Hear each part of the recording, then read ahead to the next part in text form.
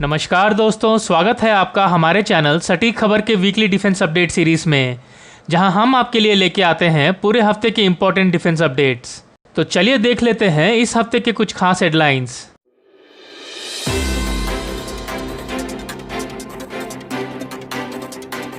Indian Navy को अगले 6 महीने के अंदर मिलेगा अपना 5वां स्कॉर्पियन क्लास सबमरीन।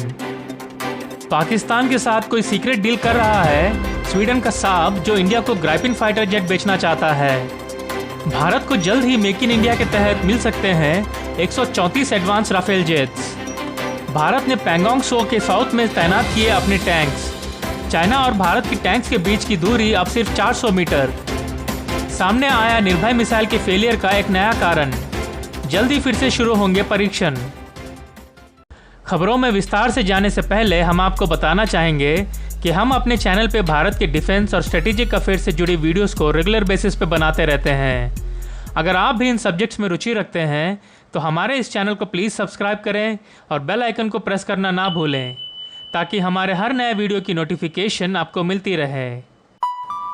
तो चलिए खबरों को विस्तार में जान लेते हैं। भारत को जल्द ही अपना 5वां Scorpene class submarine INS Vagir मिलने की उम्मीद है। पिछले हफ्ते मनी कंट्रोल में आई एक रिपोर्ट के अनुसार Mazagon Dock Ship Builders Indian Navy को अगले 6 महीने के अंदर INS वागीर को हैंडओवर कर देगा। मझगांव डॉक शिप बिल्डर्स ने चाइनीज वायरस की वजह से पीछे पड़ी अपनी डिलीवरी टाइम को मैनेज करने के लिए काफ़ी तेज़ी से काम कर रहा है। 6 स्कॉर्पियन क्लास सबमरीन की इस कॉन्ट्रैक्ट में MSDL ने अपने पहले डिलीवरी INS कलवरी को 2015 में दिया था, जिसे 2017 में इंडियन नेवी ने कमीशन कर लिया था। MSDL और फ्रेंच कोलैबोरेटर नेवल ग्रुप एक साथ प्रोजेक्ट P75 के अंतर्गत इन सबमरीन्स को बना रही हैं, जिसकी वैल्यू 23,000 करोड़ की मानी जा रही है। फ्रेंच कंपनी इस प्रोजेक्ट के अंतर्गत MSDL को टेक्नोलॉजी ट्रांसफर भी कर रही है। इस प्रोजेक्ट के अंतर्गत MSDL ने INS कलवरी के बाद INS खंडेरी को 2017 में, INS करनी को 2018 में और INS वेला को 2019 में डिलीवर कर दिया था। INS वागीर की डिलीवरी के बाद MSDL इस डील में आखिरी सबमरीन INS वागेसीर को 2022 के अंत तक डिलीवरी करने का प्लान कर रहा है। भारत फिलहाल 17 सबमरीन्स को ऑपरेट करता है, जिसमें 2 बैलिस्टिक मिसाइल सबमरीन्स हैं, एक न्यूक्लियर पावर अटैक सबमरीन है और 14 कन्वेंशनल पावर्ड सबमरीन्स हैं, जिन्हें फ्रेंच, रशियन और जर्मन कंपनी के साथ मिलकर बनाया गया है।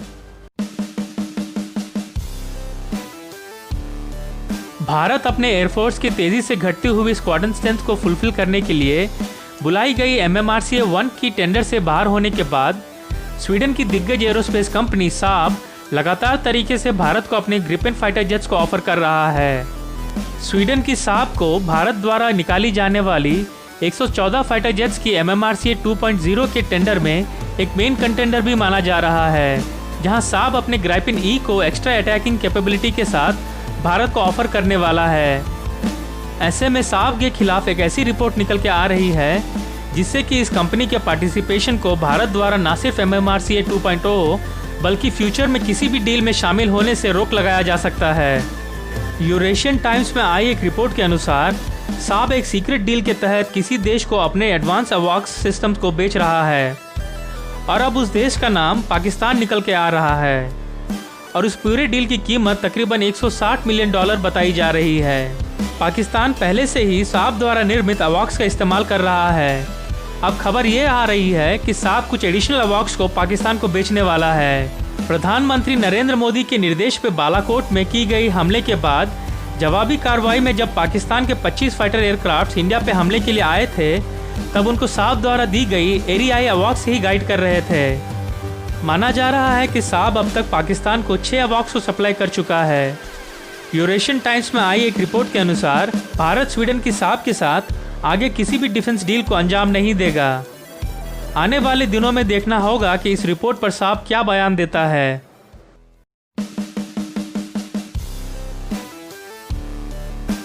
पिछले हफ्ते मीडिया में आई एक रिपोर्ट के अनुसार इंडियन एयरफोर्स के चीफ ने भारत सरकार को मेक इन इंडिया के तहत बनने वाली 114 फाइटर जेट्स की डील को फास्ट ट्रैक तरीके से मंजूरी देने की रिक्वेस्ट की है। इस सिलसिले में भारत सरकार की तरफ से एक बहुत ही बड़ा कदम लेने की उम्मीद की जा रही है। रक्षा विशेषज्ञों की माने तो भारत सरकार HAL और महिंद्रा एरोस्पेस को रिलायंस और डसॉल्ट एविएशन के बीच बने जेवी में स्टेक खरीदने को मंजूरी दे सकती है। इस डील के बाद HAL की फैसिलिटी को राफेल के 78 यूनिट्स को इंडिया में टेक्नोलॉजी ट्रांसफर के अंतर्गत बनाया जाएगा और बाकी के 36 एयरक्राफ्ट्स को फ्रांस में ही बनाकर लाया जाएगा। जानकारों का यह भी कहना है कि 114 फाइटर जेट्स की इस डील में 20 राफेल जेट्स इंडियन नेवी के लिए होंगे। यहाँ हम आपको बता दें कि इंडियन नेवी फिलहाल MiG-29K को INS विक्रमादित्य पे इस्तेमाल करती है और अभी इस्तेमाल होने वाले सारे फाइटर जेट्स को अगले 4 से 5 सालों में रिटायर भी होना है। भारत की indigenous carrier born fighter jets को बनने में अभी और काफ़ी साल लगेंगे और ऐसे में राफेल जैसे प्लेटफॉर्म को अगर जल्दी मंजूरी मिलती है तो ये हमारे इंडियन नेवी और इंडियन एयरफोर्स के लिए बहुत ही अच्छी खबर होगी। हमने आपको अपने पिछले एक वीडियो में बताया था कि कैसे 29 और 30 अगस्त की रात को भारत के स्पेशल फोर्सेस ने चाइना के नाक के नीचे से पैंगोंग त्सो के साउथ में की हाइट्स पे कब्जा बना लिया था, जिसके बाद से चाइना हमारे पीछे बातचीत के लिए पड़ा हुआ है। तो अब इसी सिलसिले में और एक अपडेट निकल के आ रहा है। रक्षा विशेषज्ञ नितिन गोखले के अनुसार भारत ने 29 और 30 अगस्त की रात को पैंगोंग त्सो के पास की हाइट्स पे कब्जा करने के बाद दूसरे ही दिन वहां पे T-72 टैंक्स को भी तैनात कर दिया था। रिपोर्ट के अनुसार इंडियन आर्मी के नॉर्दर्न कमांड को दिल्ली से 30 अगस्त को ही इन पीक्स पर T-72 को तैनात करने की मंजूरी दे दी गई थी, जिसके कुछ दिनों बाद चाइना ने भी अपने तरफ टाइप 15 टैंक्स को तैनात कर दिया था और अब दुनिया में पहली बार 16,000 फीट की ऊंचाई पर किसी दो देश के टैंक्स एक दूसरे से सिर्फ 400 मीटर की दूरी पे एक दूसरे के टैंक्स के बैरल के ठीक निशाने पे हैं। भारत की इसी तेजी और बहादुरी ने चाइना की हालत अब ऐसी कर दी है कि वो ना अब वहाँ रह पा रहा है ना वहाँ से जा पा रहा है और इसीलिए वो अब उल्टे भारत के पीछे बातचीत के लिए पड़ा हुआ है।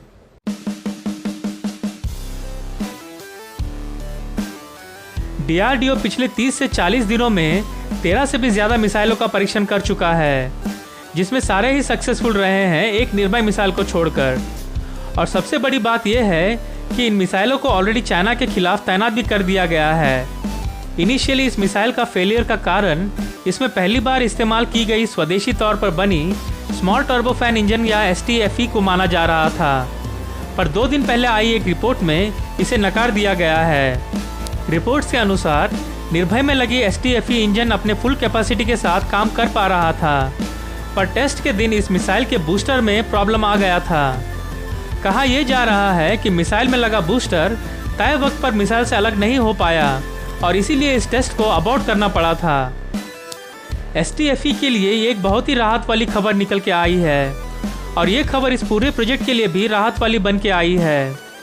अब इस मिसाइल को STFE इंजन के साथ अगले 1-2 महीनों में फिर से टेस्ट किया जाएगा और हो सकता है अपने फाइनल टेस्टिंग से पहले शायद निर्भय के 1 या 2 और टेस्ट किए जाएंगे। तो दोस्तों, आज की इस वीडियो में बस इतना ही। आपको हमारा ये वीडियो कैसा लगा हमें कमेंट करके ज़रूर बताएं। आगे और भी ऐसी सटीक खबरें और उनके विश्लेषण के लिए हमारे चैनल को प्लीज़ लाइक, शेयर और सब्सक्राइब करें। धन्यवाद। जय हिंद।